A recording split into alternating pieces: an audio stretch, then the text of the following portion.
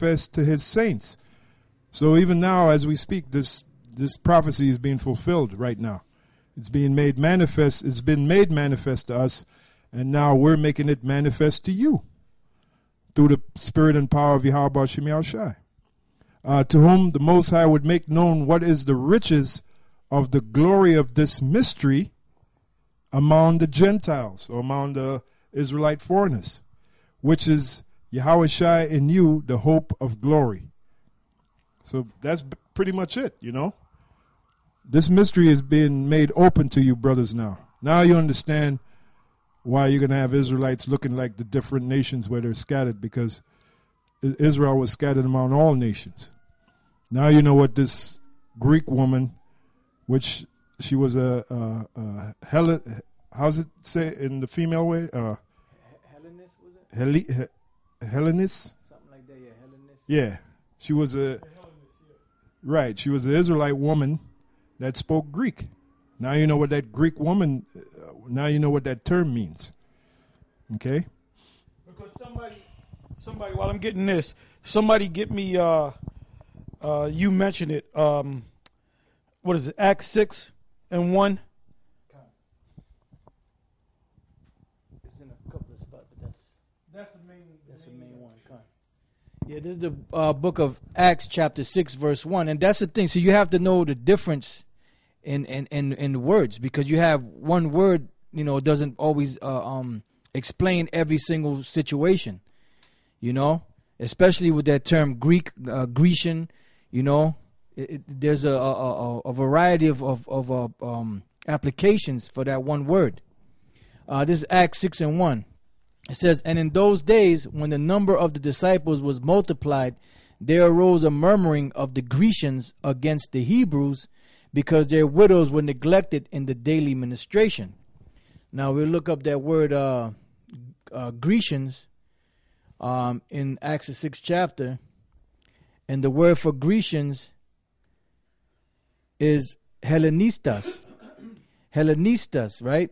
Definition is which it derives from the word Helen, you know, which all those words go back to the word Helen, but the application, you know, applies. So it could apply to a Greek-speaking Jew, or it could apply to an Israelite that was not following the customs of Israel, that was far away from the commonwealth of Israel, you know, that was called a Helen, or called a Greek.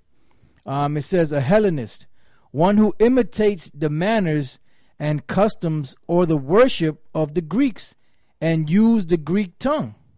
You had Israelites like that. It says used in the New Testament of Jews born in foreign lands and speaking Greek.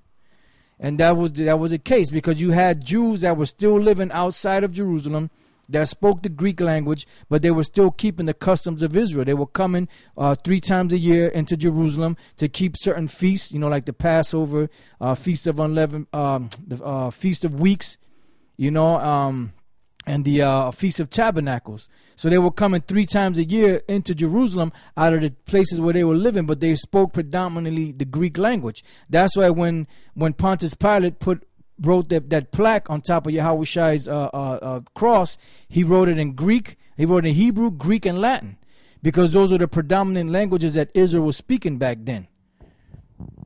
Just like over here on this side of the world in Babylon, all the camps speak English, right? Now we'll go through the Passover, and some of them will read the Passover blessings in English, like Nate and them, right? We read in Hebrew. That doesn't mean that we speak fluent Hebrew, although we should be able to speak fluent Hebrew, but we're speaking. So the same thing applied in Acts the 6th chapter. And basically, the Jews, when they made that agreement to sell all their riches and they set up really a commune, they were kind of prejudiced against them, man. They were like holding back some of the money. And the apostles gathered 7 wise men full of the Holy Spirit to sit at tables. Now the word table translates into the word bank. The word bank, when you go to a bank and you want to get a mortgage, you know, you can go to the teller and do your little small transactions, or go to the ATM machine. But if you're going for a loan, they're going to sit you at that desk. Yeah. And you're going to have like the president or or the bank manager, and he's going to discuss things. You might be there for a good hour, man. They're going to check your credit before they see fit that you get this loan or not, man. And where do you do it? It's always at a table. The bank manager is on one side of the table, you on the other side of the table. When you open up an account, you always go to the table. So when you look up the word bank cow, the word goes back to the word table. Matter of fact, I'm gonna look at it, man. I'm gonna look it up in the whatchamacallit, the not the blue letter. Well, I'm gonna look it up in the blue letter, but I'm gonna look it up in the etymology as well. Okay, so that's what it meant by tables. Remember when the Lord, when he scourged those wicked Israelites they were doing bank transactions and making a profit. So what did the Lord mainly do? He turned over the what? The tables. Turned over the banks. That's what the word means. All right? Oh, by the way, when Yahushua come back, that's what he's going to do. He's going to really tell you. 2,000 years ago, he just flipped tables. This time, he's going to literally flip. And who the head of those nations? The banksters. The international banksters, the Rothschilds, the Rockefellers. He's really going to flip them. When you go to the top, you got to go to the bank, the leaders of those banks, the owners of those banks, those major banks that do transactions on a world scale between nations. Yeah, that's who we really want, man. We want you Rothschilds, you Rockefellers, you world shakers. You know, you're the ones that... And their power is through their money. The power is through their money. Who said that? Maya Amschel Bauer? Yeah. Give me control of a nation's money, and I care not who makes the laws. That's right. So that where's money change? When you work a job and you get a piece of paper, document called a check, you got to go to a bank. No, I go to the check cashing place. What the fuck you think that is? It's a goddamn bank, man. That's you right. do transactions. That's right. Because on the check, it tells you what bank you got that checking account from, man. When you work at a particular job, you'll see it'll say whatever bank, so-and-so bank. And that's your employer. And if you go to that particular bank, they won't give you a hard time. And they'll get used to you. If you go to a different bank, then you're going to have to open up an account or let the check sit there for 5 days or however many days until it clears.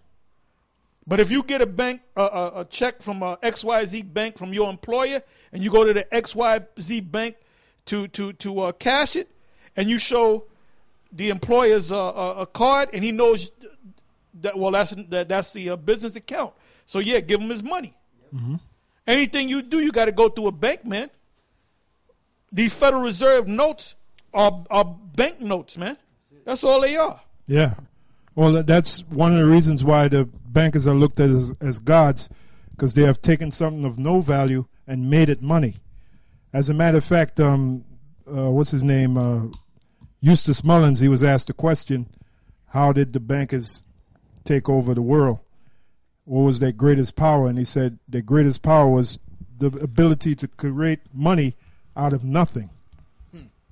So you know, that shows you right there, man. That shows that they're the real gods of this planet. That's how they became super rich. Exactly. And when I mean by super rich, I mean trillionaires. Right. Not multi-millionaires. You know, you got Jakes that make millions. They might, like Floyd's supposed to be getting guaranteed $120 million. That's chump change to the Rothschilds, man. Yeah. And to the Rockefellers. You got what's this guy? What's this guy? The old cracker. Oh, Warren Buffett. Warren Buffett. What do they call him? The Wizard of Omaha or something of Omaha. Mm. He got a nickname. Mm. Something of Omaha. I can look it up if you put his name, give his nickname. Right. But anyway, he's worth supposedly like $65 billion. That ain't nothing compared to the big guys that you don't hear about. And I'm talking about the Rockefellers. Well, the Rockefellers you hear about not too much, but you know their name when it comes up. The Rothschilds, people are beginning to hear of that name. The Oppenheimers, but the Rothschilds, according to our information, they would have to be the top family as far as banking is concerned, as far as money is concerned, which translates into power. And they're estimated as having hundreds of trillions. Remember, $1 billion. Let's say this is